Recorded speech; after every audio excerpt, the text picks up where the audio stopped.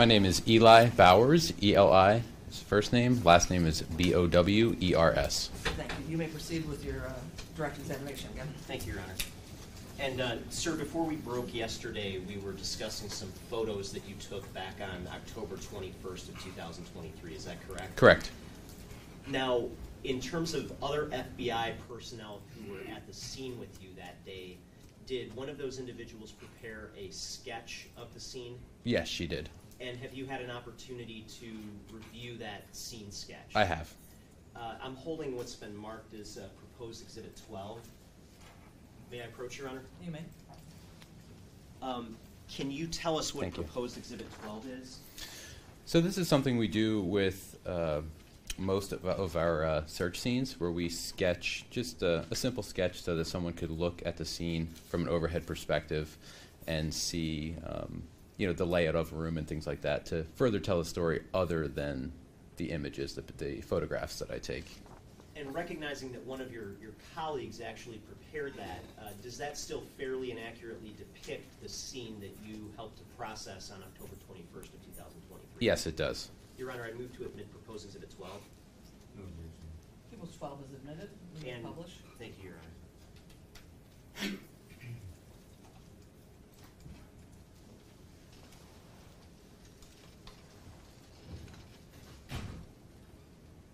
And just taking a look at Exhibit 12, and I'm going to hand you our, we have a different pointer today.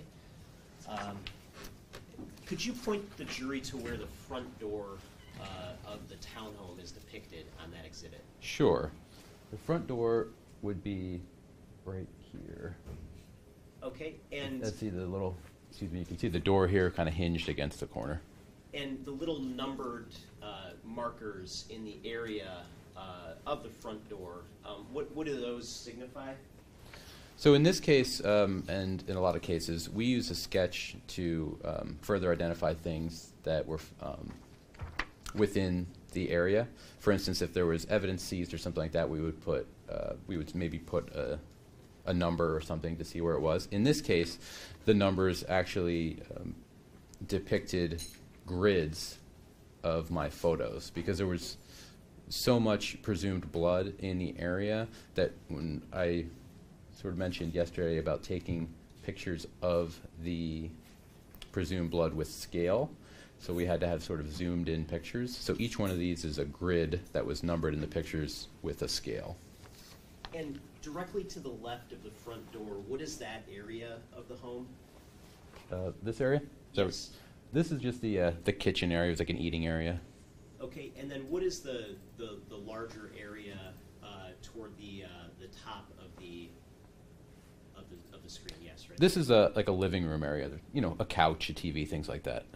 Okay, and I want to ask you about just a handful of the photos that were admitted as Exhibit 13 yesterday. Sure. Now, can you remind the jury what time were you on scene on October 21st? We arrived right around 3 o'clock in the afternoon.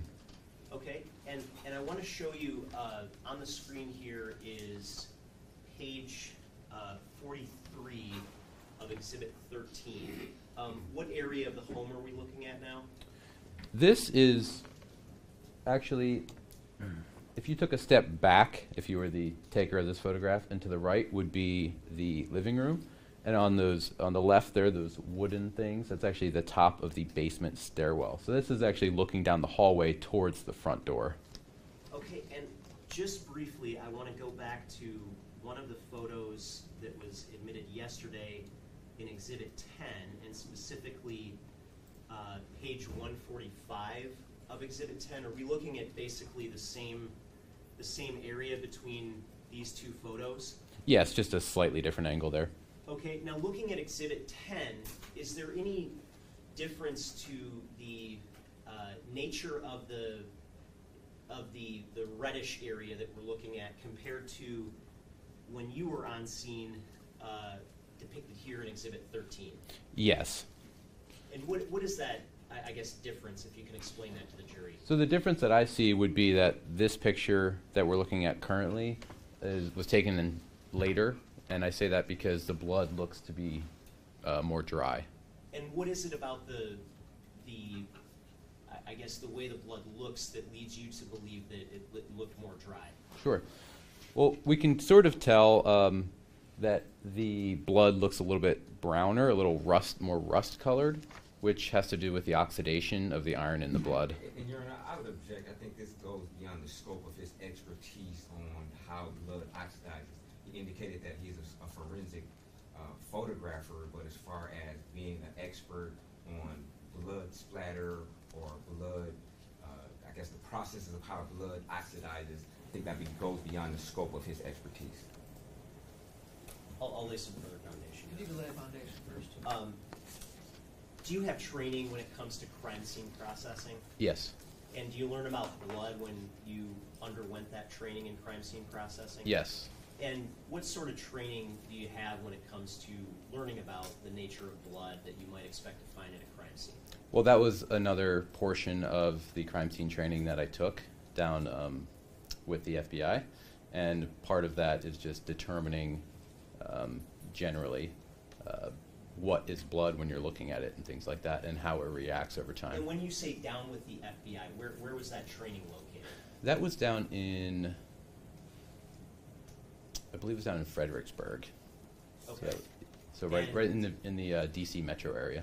And as part of that training, did you learn about some of the characteristics of blood? Yes. And some of the chemical characteristics of blood? Yes. Biological characteristics of blood? Yes. And have you utilized that training to process other crime scenes beyond this one that we've discussed today? I have. And approximately how many scenes have you been involved in processing? Total scenes with, as a member of the evidence response team, I would say dozens, if not hundreds. Okay, and based on the training that you have when it comes to blood and the experience that you have processing dozens to hundreds of crime scenes, do you have some familiarity with the difference between blood that is wet and blood that is dry? Yes. And when we look at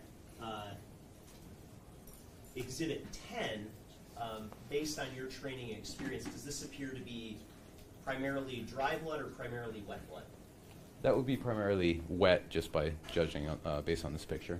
Okay, and then again, if we look at Exhibit 13, and again, page 43, based on your training and experience, are we looking at primarily dry blood or primarily wet blood? Primarily dry. Okay. And I want to just ask about a small handful of the photos that you took. Sure.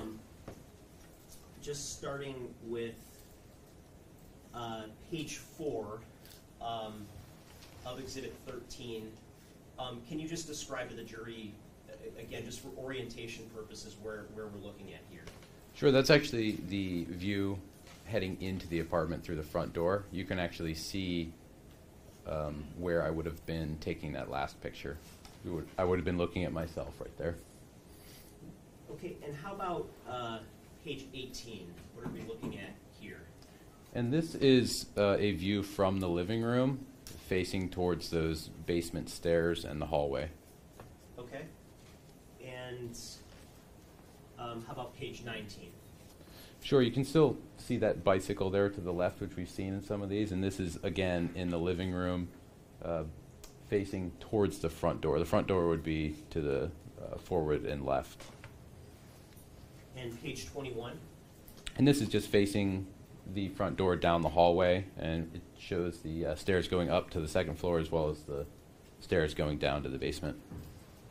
Page 22? And this is from a similar vantage point, but this is from the living room and taken, we can see part of the kitchen as well.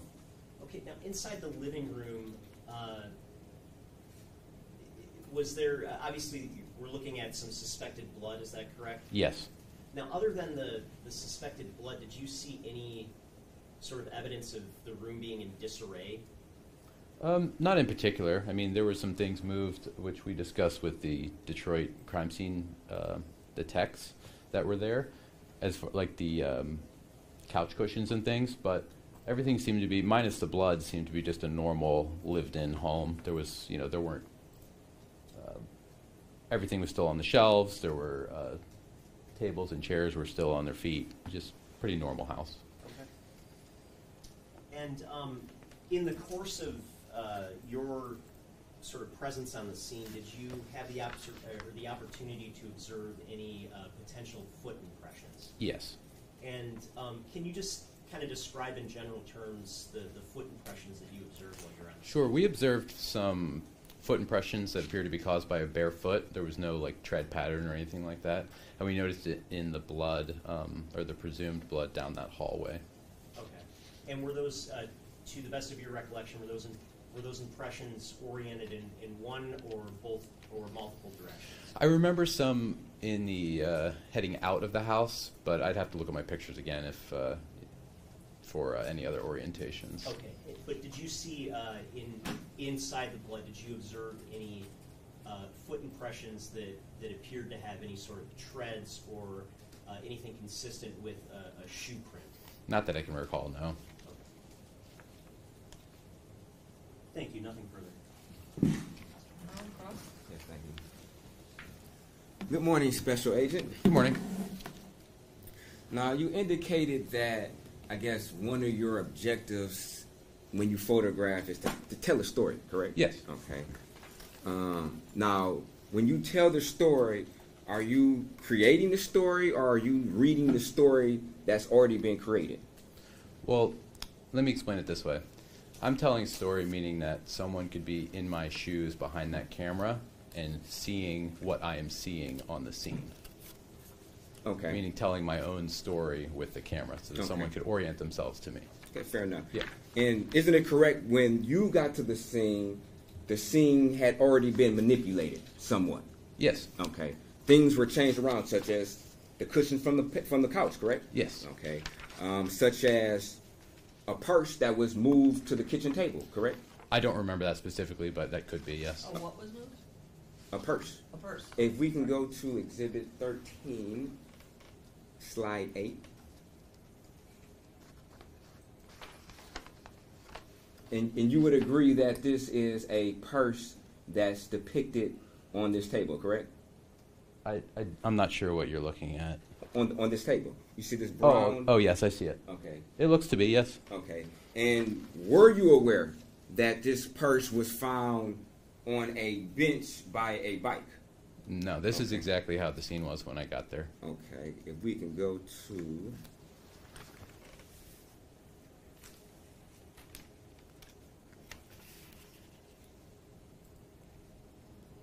Exhibit 10, photo 268.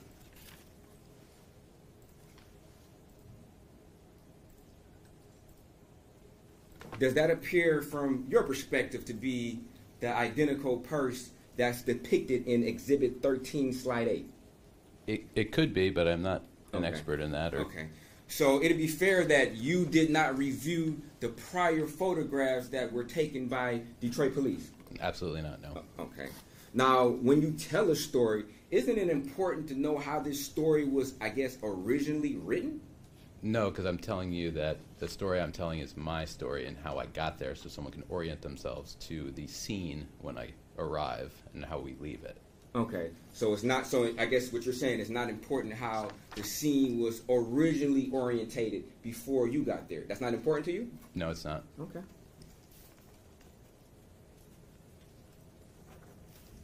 Now, if we could go to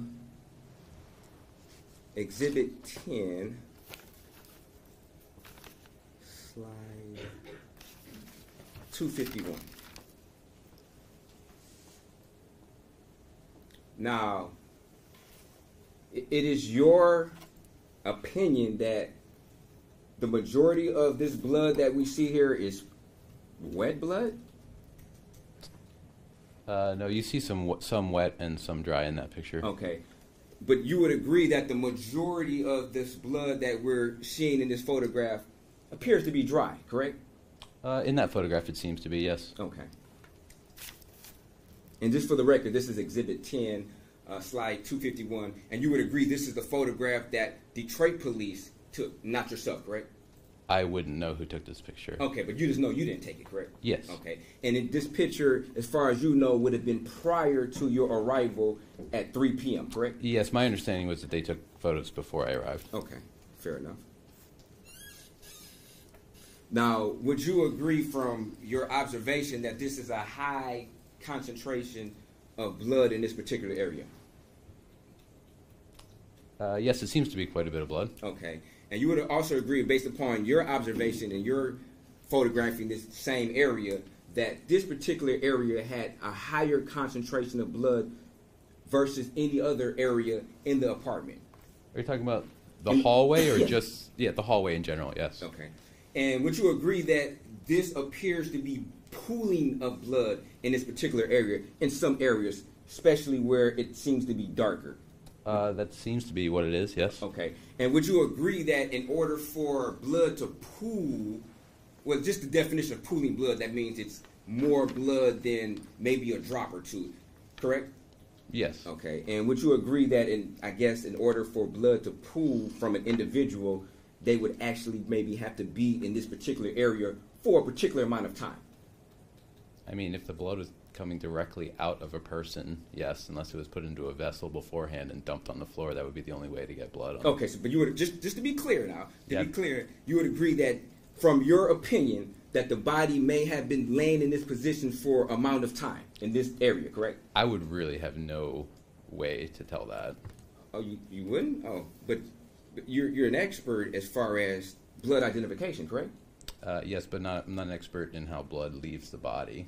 Okay, but you are an expert as far as when blood does leave the body, when it's on the ground and it needs to be photographed. You're an expert as far as determining if it's dry or if it's wet, correct? Well, first of all, I wouldn't call myself an expert in that. I would say that I have just a lot of experience in determining the difference between dried and wet blood. Well, forgive me, not an expert, but based upon your experience, you're able to give an opinion on, in your opinion, on whether or not this blood is dry or wet, correct? Yes. Okay. And when you make that analysis on when blood is dry or when it's wet, you're determining in your mind or calculating on how long the blood may have been there, correct? Before it dried. No. Okay. But in order for the blood to be dry, you're coming to the conclusion that it was there longer than wet blood, correct? Something to be dry, it would have to be wet first. So yes, there would have to be some time in there. Okay, that's okay. Thank you.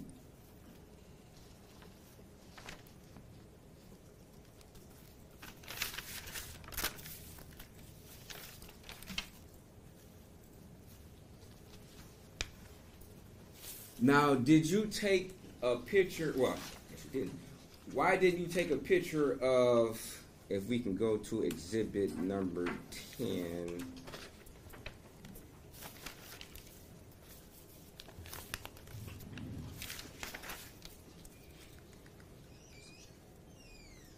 Forgive me.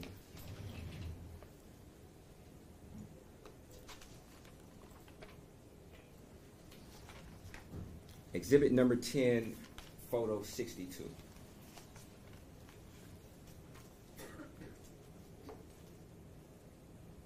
Now, you would agree that you did not take any pictures of the screen latch leading out the house, correct? Yes. Okay. Did you notice that?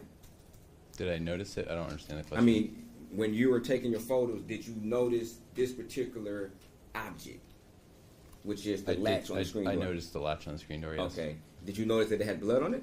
I don't remember. Okay. But that would have been, you think, a necessary photograph to tell the story? No. You don't think so? No. Okay.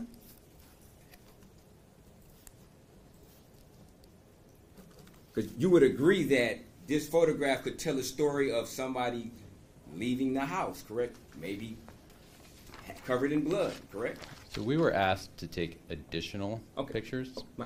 My question is, you would agree that this particular photograph could tell the story of somebody leaving the house with blood on their hands, correct? It would tell the story that there's blood on the latch, yes. Okay.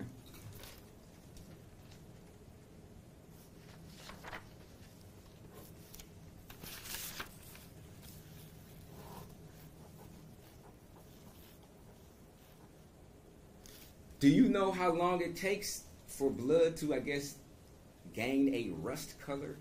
It would depend on the quantity of blood The quantity? and on what surface it is, the weather. It could depend on, I mean, Okay. almost an infinite number of factors. Okay. And if we go back to exhibit number 10, 251.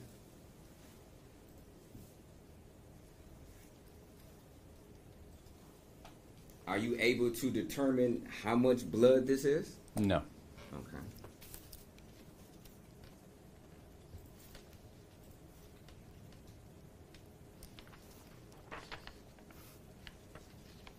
So I guess it'd be fair that you're in no position to, I guess, give an opinion on how long this blood would take to get to this particular state, correct? No, absolutely not. Okay.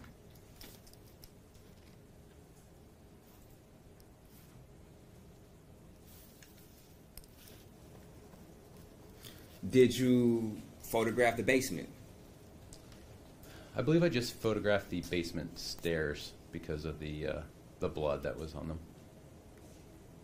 Okay. Were you aware that there was a sink in the basement?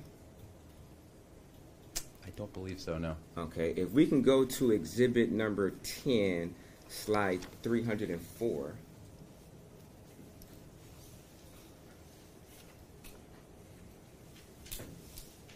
And if you could, I'm sorry, Mr. Elsie, if you could turn up your contrast a little bit, your pictures seem to be very dark compared to mine.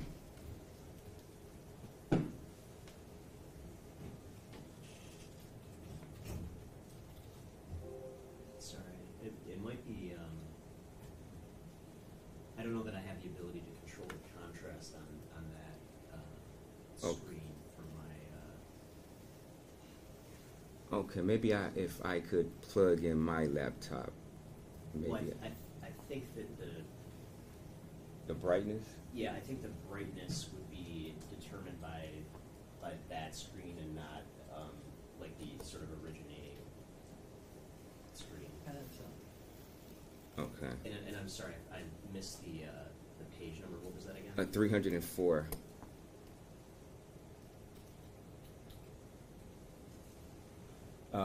You see a seat depicted here, correct? I do. If we could zoom in, and this may be it might be hard to see. If you could zoom in by the sink, by the washing machine. If we can go down to the floor, I'm sorry. You see that little spot next to the washing machine? Yes, Could that be suspected blood? I suppose it could be. Okay.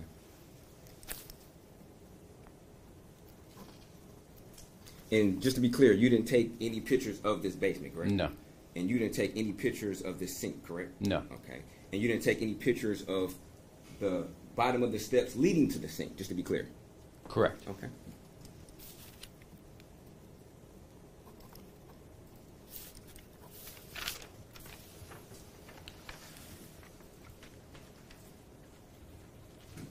Thank you, Space for Agent. No further questions. You're welcome. Thank you.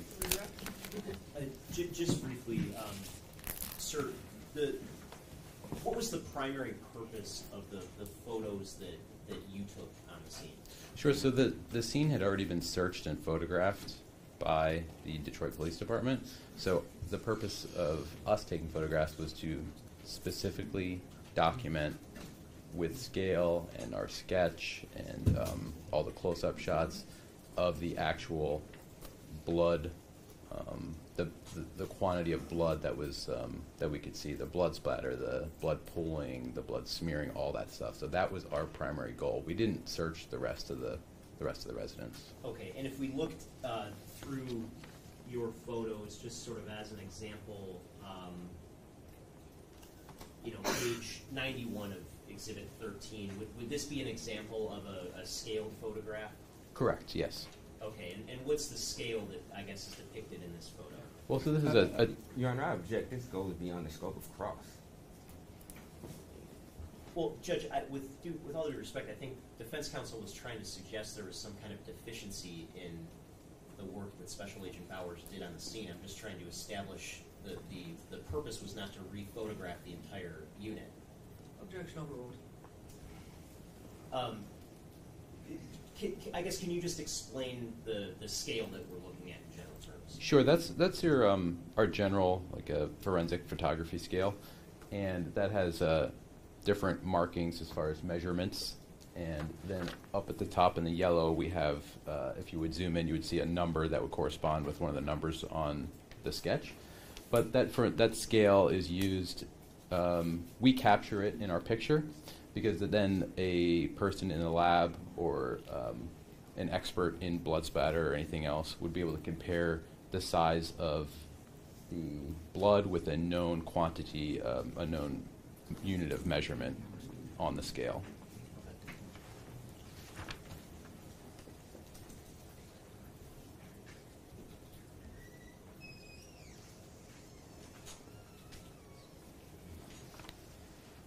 Okay, thank you. Nothing further. Thank you. Any further recross? No cross. Any questions from the jury? I don't see any hands. Thank you. Please give that back to the prosecutor and then come back around behind the bench. You may be excused. Thank you.